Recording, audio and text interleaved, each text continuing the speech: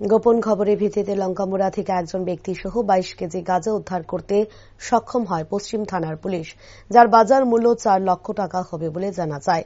আটককৃত ব্যক্তির নাম রানা শেখ, বাড়ি গোয়ালা বস্তি এলাকায়, পিতা মতিউর রহমান।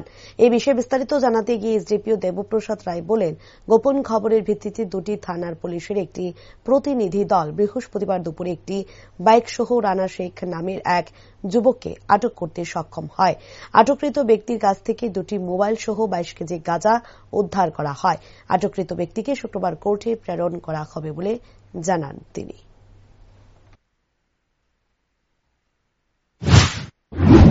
আমাদের একটা জিনিস জানা হয় যে বর্ডারিং এরিয়াতে কিছু গাঁজা পাচারকারীরা ওদিকে কিছু আনাগোনা আছে। এই খবরটাকে ভিত্তি করে পশ্চিম থানার ওসি এবং রামনগর আউটপোস্টের ওসি দেবব্রত বিশ্বাস এবং প্রত্যুষ দাস ওনারা একটি প্ল্যান তৈরি করেন। সেই অনুযায়ী গতকালকে দুপুরবেলা একটি বাইক সহ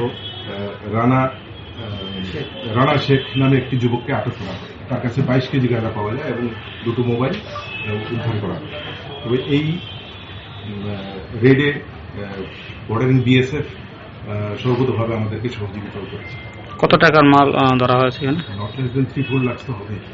যাকে ধরা হয়েছে সে কি করে এবং তার বাড়ি কোথায়? সে তো গোয়ালা বস্তি তার বাড়ি। কি করে বলতে তাকে তো এইভাবেই পেলাম, বাকি ইন্টারোগেশন চলছে, ওর টোটাল হিস্ট্রি বার করা। তার সাথে আর কেউ জড়িত আছে? আর সেটা ইন্টারোগেশন বলতে ওকে পুলিশ রিমান্ডে প্রেয়ার দেওয়া হয়েছে। রিমান্ডে আনার পর কোথা থেকে ধরা হয়েছে?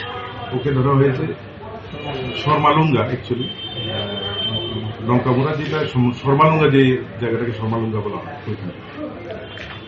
কোর্টে প্রেরণ করা হবে।